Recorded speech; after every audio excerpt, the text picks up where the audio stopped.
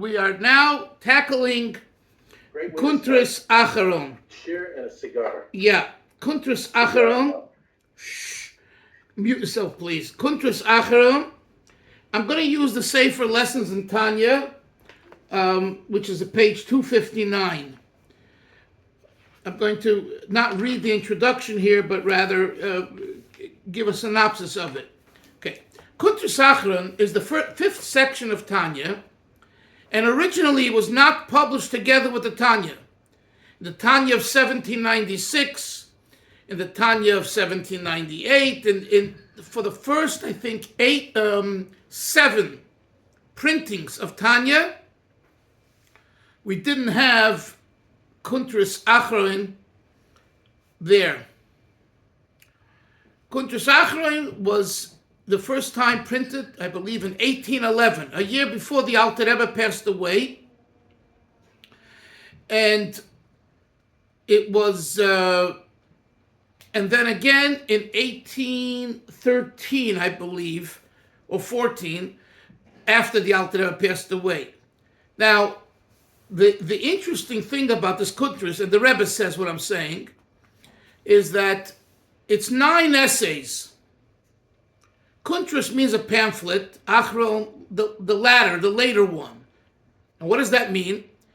It means that these are supposedly 9 essays which explain and expound upon certain ideas of it, that were the first section of Tanya.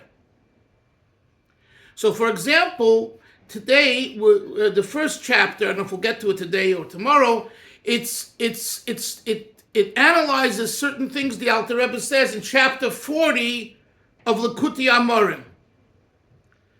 And the Alter Rebbe wrote this when he was studying and preparing and wrote Tanya, chapter 40.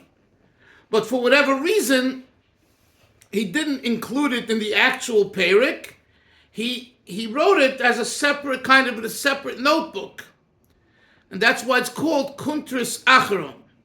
Or maybe he wrote it after he finished all 53 chapters. He went back and wrote more analysis on certain points in the 53 chapters. So I don't know exactly when he wrote it. I don't know if we know exactly if he wrote it at the time when he wrote chapter 40 or later. But one thing's for sure, that the idea of the Kuntres Acharon is to reconcile contradictions between what he writes in Tanya and in Kabbalah. Kabbalah meaning Zohar, Eitz Chaim, and Pre-Eitz Chaim. Those 3 Sfarim. Okay, from the Arizal and the Reb Chaim Vital, etc., etc. So it would all be good if this was the case for all 9 essays, but there's a problem. If you look, and we'll get to it, from essay 6, 7, 8, I think, 4 of the essays are not about Kuntres, are not referring back to something that he wrote in the first section of Tanya. Rather, they're letters. They're Igeres HaKodesh.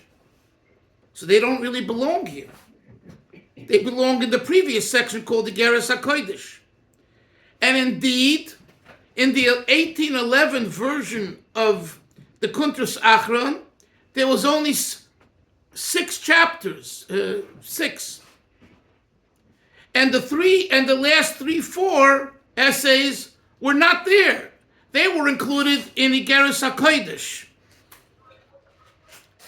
Now, why the Rabbeim of Lubavitch kept it the way it is? It's because the first, the sons of the Alter Rebbe, that's the way they did it in 1813. Why? I didn't see an answer. We don't know, but that's what they did. They somehow decided to put 3 or 4 letters that are letters that have nothing to do with reconciling Kabbalistic concepts. has to do with tzedakah and davening, and the famous letter, the last essay in the Kuntres Acharon is about davening for the Amud and not rushing, and davening around the Chazan, the famous letter. But they put it into Kuntres Acharon. So we continue that. One second, we continue that, but it's good to know that in the 1811 version it was not there. So why the change? I don't know, and maybe it was an error of the copyist. Now, but that doesn't explain it, because in other words, we know that at that time the people who were doing the printing weren't the biggest scholars, okay? And they made mistakes. I mean, you can find it in all kinds of Sforim. They made mistakes. But the question is, even if they made a mistake, why didn't the Mittler Rebbe change it?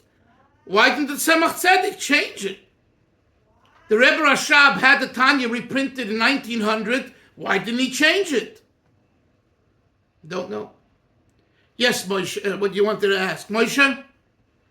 Yeah, just wanted to ask, just to clarify, it was the sons of the Alter Rebbe who did all of the Tanya, again, I guess you just said something now about 1900, but the sons of the Alter Rebbe, they were the ones responsible for compiling the 5 sections of what we call Tanya today? Yes and no. The first time Tanya was printed was during the lifetime of the Alter Rebbe in 1796. And then I think it was reprinted again in 1798 in another city. So the Alter Rebbe was I'm saying the Alter Rebbe lived till 1812.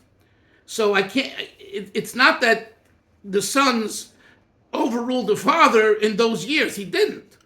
And in those years, there was no Igeres HaKodesh. I didn't say that before. In the version of Tanya of 1796, you only have the first 3 sections. Lekuti Amorim, Shara Yichud Ve'emunah, and Igeres HaTshuva. And even Igeres HaTshuva, I think, initially was not there. I'm not sure if Igeres HaTshuva wasn't the first. It might have been the second. I think it was in the second or third version. But that the Alter Rebbe wrote, and he put it. So that was the Alter Rebbe.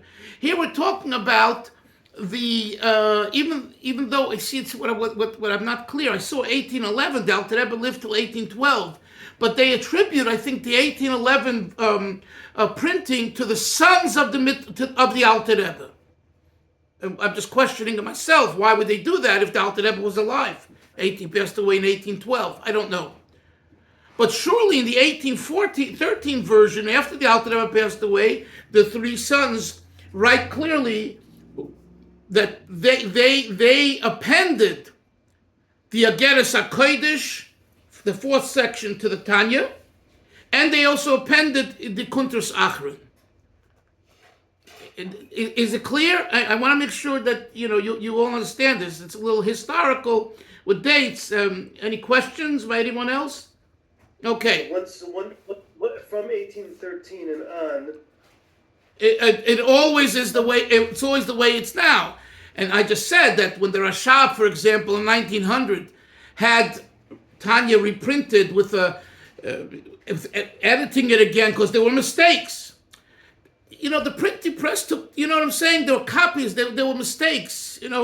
So he had someone go over the original. So at that time, why didn't the Rashab say, hey, 6 essays in Kuntres Acharon make sense. They're reconciling statements in Tanya and Kabbalah. But the other 3 are letters. Let's move them to the section of letters. I mean, you could say, and we find this in our tradition of 200 plus years, that one Rebbe didn't, when it comes to these things, he wouldn't change what the previous one did. So, since the Mittler Rebbe and the Tzemach Tzedek, and they kept it the way it is, the Rashab wouldn't change it, even if he thought it should be changed. I mean, the Rebbe is the one. Our Rebbe is the one who says much of what I'm telling you. I'm not sure any of the other Rabbeim. I think they didn't. What I'm telling you is not from the previous Rabbeim. It's from the Rebbe. The Rebbe was I'm not going to use the word stickler, but the Rebbe was very much into manuscripts and at these type of things. You see this in his teachings, and dates, and he was very, very meticulous. So I believe he raises this issue that I've raised with you. So I just want you to have some background about that. That's the first thing. Now, the next thing is that when it comes to reconciling Kabbalah, who's next to you, Moshe? Usher. Oh, Usher doesn't look. Usher, you can show your face. You have a nice face, Usher. So when it comes to reconciling Kabbalah and Chasidus, I also want to say a few words of introduction. We have discussed over our 8-9 years learning, Kabbalah is not Chasidus, and it's one of the biggest mistakes out there. Chasidus is Kabbalah. Why? Because especially Chabad Chasidus, because it uses always Kabbalistic words. Memale and Seiviv and Hirmakiv and the Shoma and Aran and on and on and on. So you find that all in Zohar and in Eitz Chaim. But that's wrong, and here is not the place to go into detail. But it's been written about in Hebrew, in English, but briefly, it's just the opposite. It's two different ways. Kabbalah is, as you know, in books they put the right Chesed Ra Yemina. We're saying Pasach Eliyahu Friday night. The right hand is Chesed, the left hand is Gevura, and so they label the body. You find these diagrams in books of Kabbalah. So what's happening? It's removing the physical. So it's going one way. Chassidus is just the opposite. It's taking the physical and making it spiritual. In Hebrew, the words used in Chassidus for this is there's hafshata and there is halbosha. Hafshata means hafshit, to strip. Malbish means to invest, to dress up. Chassidus is about dressing up Hashem. Dressing up Hashem through man. Kabbalah is stripping man of humanity and making man more spiritual. And that's a very great thing, but that's Kabbalah. So Ari, the idea of the Kabbalah and Chassidus are the same is a big mistake. It's wrong, factually, I'm not talking emotionally now, spiritually, on the ground. It's wrong, simply wrong. But both systems work together very well. It's like, someone says, I can work with this person, but I can never marry them. We can be good friends, but not under the chuppah. It don't work that way, right? Kabbalah and Chassidus are good friends, but you can't marry each other. Because the objective of Kabbalah is hafshata, and the objective of Chassidus is halbasha. So if I'm looking at Moshe, I would say, like Moshe would always say, share with me the practicalities, right? Chassidus, it's not just the practical, it's the insight into God, but it has more of a practical aspect to it. Kabbalah is more ethereal and mystical, hence the word mysticism. Removal from Gashmias. Chassidus, the Baal Shem Tov teaches, Teres the Baal Shem Tov is, Ozav tazav ima kisira chamor sanecha. When you see your friend's donkey, who is sainacha, velvel, is your enemy, right? So one way is to crush it, to destroy it, to eliminate it, and the other way is to incorporate it. Chassidus incorporates. Kabbalah eliminates. Yes, Moshe. Just going back to what you said, Rabbi Dalfin, I want to make sure I understood this. Chasidus takes the physical but brings out the spiritual from it? Yeah, it infuses the spiritual into the physical. It infuses the spirituality into the physical. So the physical must be there. And then Kabbalah? Kabbalah removes the physicality out of the physical. Hence, Okay. right? Hence mysticism. Isser, do you have any better words for this? Because I'm sure you've thought about it. No. Okay. Anyway, this. So. I would agree on the point that Chasidus is more on the practical level, even though it deals with divinity, and Kabbalah is more theoretical. Okay. But you see, the word, the reason I'm a little ambivalent to use the word practical, because practical means Pirkei Avos. Practical means Mesiras Yesharim. Practical means halacha. Not in that sense. Exactly. Not in that sense. Right.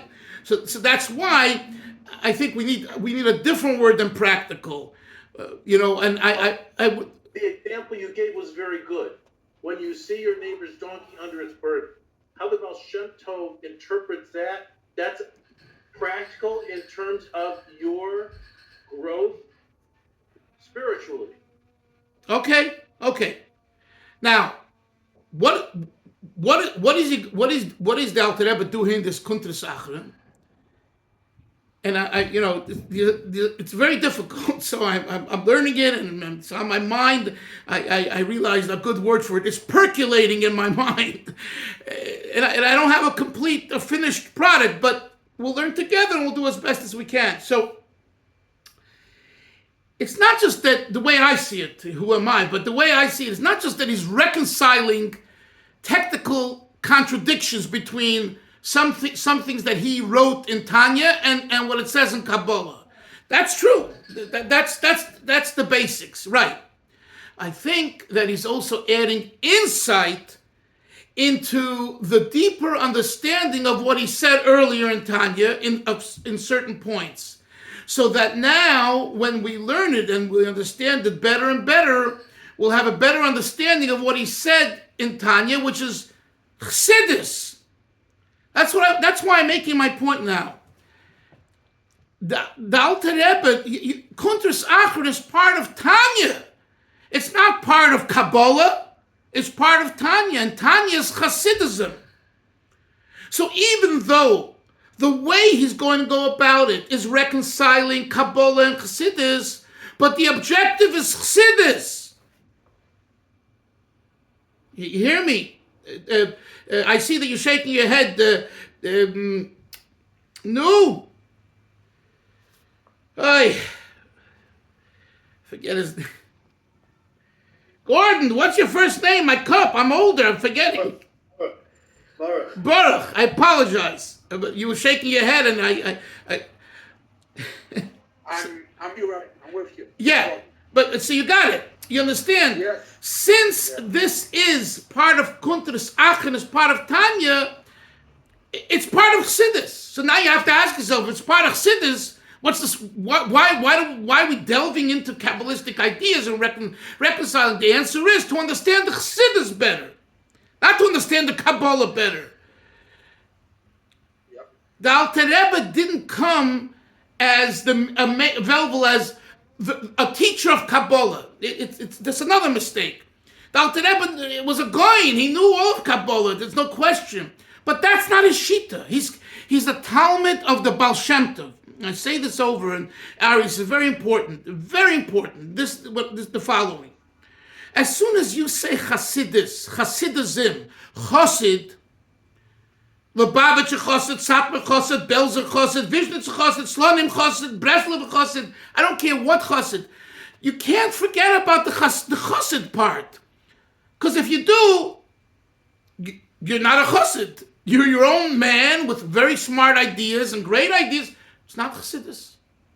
Chasidus is a system. 1 second, Moshe. Moshe, please, listen first. Chasidus is a system. It's a system of the Baal Shem Tov. Within the Baal Shem Tov, you had the Magid and Talmidim, and each one has a nuance this way and nuance this way. But it's Chasidus. So if you look at Chasidus as a further development of Kabbalah, and it's Kabbalah dressed in Chasidus, it's not Chasidus. It's Kabbalah. It's an interesting type of Kabbalah where you've taken very mystical concepts and you apply them. And guess what? I'm not saying that's a bad system, and there are people that do that today. It behooves the student of Chasidus, I don't care, Chabad, Slonim, Breslev, Boston, makes no difference. It behooves us as Chassidim to find and understand how the teachings of our Rabbeim, whatever Hasidic group you belong to, is not Kabbalah but Chasidus. Now, in Chabad, frankly, or let's say Slonim, it's a little easier because of the style of its teaching. But take let's say Zidit Shoyev, Kamarna. Hillel's not here. I don't see Hillel here. But Hillel always tells us he's related, right? You go through the Sefer Sur Merava Sei Toiv of the Zidit Shoyever, it's full of Kabbalah. And it's very hard to find and understand how that's Chassidus. Now, obviously, he was a chassid, but the obviously doesn't yet give me an understanding here in my brain. It's a munah. Moshe, what did you want? Yeah, I wanted to just ask kind of two questions. One is that I've heard before said many times that the Vilna Gaon is actually people might think of the Vilna Gaon more in the realm of, let's say, Nigla, Halacha, etc., Gemara, but the Vilna Gaon actually was quite a Mekubal, whereas the Alter Rebbe, people might think of the Alter Rebbe, saying outside, as being, because of Chassidus, more of a, in the realm of Nister, but the Alter Rebbe, of course, was an unbelievable halachist, in Baal Nigla. But my question, I've also heard that maybe there's two separate things. That the Alter Rebbe actually, his whole shita in halacha was to take the world of Nigla and to take the world of Nister and bring them together. To say that is the thesis of his Shulchan Aruch is a very far stretch. I don't see it that way, and I don't think you're going to have any serious halachis, whether it be Chabad or not Chabad, say that. I would like to know from you, a source for that, because it's a far stretch. In other words, no, 1 second. In other words, that the Alter Rebbe brings certain things of Mekubalim, let's say with putting on tefillin, standing or taking off your tefillin, standing or sitting, putting on. He brings it in Shulchan Aruch. If that's what you mean, okay, but most of the Shulchan Aruch is halacha, not Kabbalah, not Chassidus. Yeah, right, maybe, okay. No, what I mean is that his approach to halacha is to... I do not know enough to be able to make such a statement, and I don't think I ever heard such a thing from the Rebbe. I would have to talk to some of my colleagues. I hear what you're saying, and I assume you heard it somewhere or read it. I heard it from, I can say his name, Shia Hecht, he had been here in Ramat Bet Shemesh. I know him, and he's a great Talmud Chacham. I will ask Shia. I communicate with him. I'll ask him what he meant. And he's a good source. I would agree that he's a good source. Go ahead. I know, just to make sure you know which Shia I'm talking about. Yeah, Shia, who lived in Ramat Bet Shemesh. Yeah. Okay. Yeah, I know him from yeshiva. He's a few years older than me. I know. Yeah. Yeah. Okay, Yeah. okay. Regarding your first point of the Goin, the Rebbe, the Rebbe, I don't know if he said it, but the Goin, they say, was greater in Kabbalah than in Nigla. I mean, that, again, who knows, but that the Goin was a Goin in Kabbalah, and yeah, but I think he wrote more Svarim on Kabbalah than, I think I heard that also. And I understand the comparison. I understand what you're saying. I hear what you're saying, but we need to, we got to really look at this very, very carefully. It's a study. What you just mentioned, Yes. I think it would be wonderful if some knowledgeable person would write a thesis on this, would write a paper, I think it would be fun. Maybe it exists out there, but I don't know of it. That was the only point you wanted, right? Those are your 2 points, correct? Yeah. We're going to stop here. I know we didn't learn inside anything, but I did want to give you this. And this is basically what it says in the lessons in Tanya from 259 to 261. This is a synopsis of what I told you today. And I think this was very important and useful before we start the actual. So we'll see everyone tomorrow, okay? Sei gesund, Hatzlacha. Isser, have a safe trip. Safe trip. Thank you. And if you come into town, let me know, okay? Okay. Take care. Shalom. Bye-bye. And monitor.